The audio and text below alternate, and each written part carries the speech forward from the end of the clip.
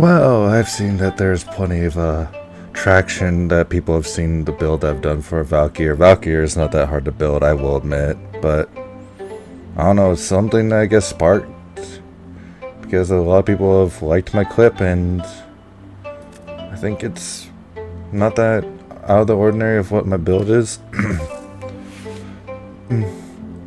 We sacrifice the rip line for nourish because this build's not going to have any range. So sorry to those that like rip line, this is not a build that's for that. And I'm not going to claim that this build is the best or is the strongest that you can ever make Valkyr. No, it's just this is a comfortable build for me.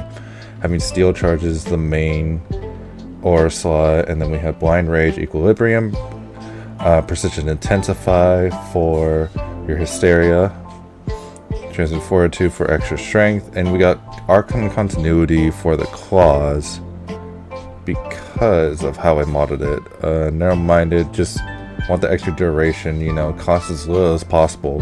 Make sure that we don't have that much drain on us, even though it's only 5, but having less drain is better, to be honest. An eternal war to save a lot of energy of just constantly casting this, because this is 116 energy due to the fact of blind rage.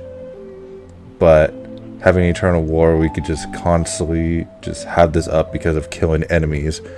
And then for the Umbra Forma, I would ignore this slot. This is solely because of the second build I have here. But this slot is just free. I could recommend, if you feel like you want more energy, just to feel like it's unlimited, which this build already has plenty due to having arcane battery combined with her armor that she normally has 1,000. And I would say 100 adrenaline, maybe Augur's Secrets if you want even more power on her hysteria. And I think another one would be, if you really care about the range, I guess, to have it. I don't think it really matters because it doesn't affect anything but like paralysis or something like that. It doesn't. I don't really care for the range because honestly, you're just meleeing. That's all you're doing for this.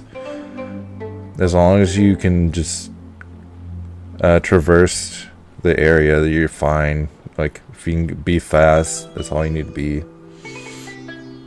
But just put this how you want it. I wanted the extra armor just so I didn't have to build up. I didn't have to put any flow or anything, because that's another thing. This build doesn't require flow. You don't need flow, and this being multiplied with Warcry, you'll definitely have you have enough energy for this to work. You'll have like 1,200 energy, and it's more than enough. Now for the claws, and there, one thing that I feel like people overlook is melee animosity, solely because it's like, oh, we got melee influence, why care about anything else? Or melee exposure. I mean, melee exposure could work, but in this build, I'm not constantly casting. I do have paralysis, but that's only if I really feel like I need the extra damage, which it really doesn't. But having this helps a lot, because building up those kills and then your next heavy attack is 420%. That's a lot. That is a lot. And this is just the standard of your, you know, pride and pressure point, galvanized steel, gladiator's might, lunar scourge, having toxin, and that's why the whole thing of having archon continuity is there. That's why this is here, because you know, have corrosive proc, and then with that corrosive, you also have viral from Nourish. Really good. So I got the Prime Fever Strike to just add on extra damage. Prime Reach for that, just a little bit of extra range just because. And then we have our crit that just builds up higher and higher. Notice that we only have 105, but this will make sure we have red crits, and then we have Organ Shatter. So it's just this is the build. This is nothing out insane. Now I will say this, I don't know if this bug is still here, but there apparently is a bug where you have opportunities reach on your Exalted and then have a stat stick of another what's it called, of another melee weapon that technically procs all these, but at the same time I don't know if that is still a thing. It's whatever, but if you're gonna have to go with one, if that doesn't work anymore, I would go with Dreamer's Wrath. That's probably the best outcome because you're relying on this crit.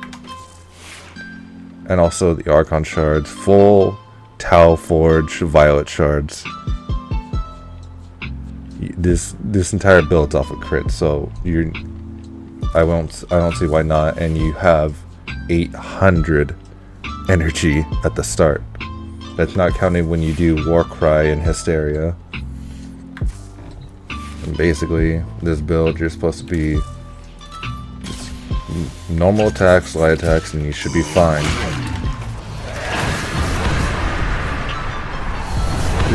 There we go. And then already there's the red.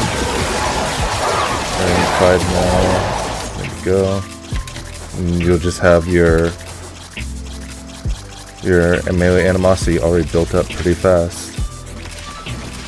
Not required a void slinger or any of those weird setups that I don't personally like, because those are just gimmicky. And you don't have to, but you notice I probably have primary dexterity and second dexterity just for the extra combo timer. And it's pretty good. It just make sure that you don't lose combo.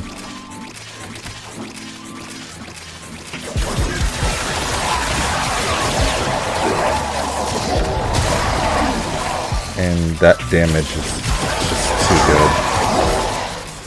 May not have been the 1 billion, but trust me, I still get over 1 billion for this. It's crazy.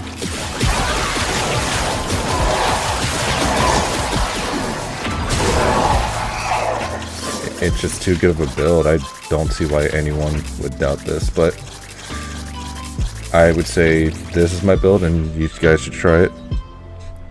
I make it comfortable for myself. If this is not comfortable for you, then whatever. The best build, in my opinion, is whatever you like, and this is what I like. I'll leave it at that.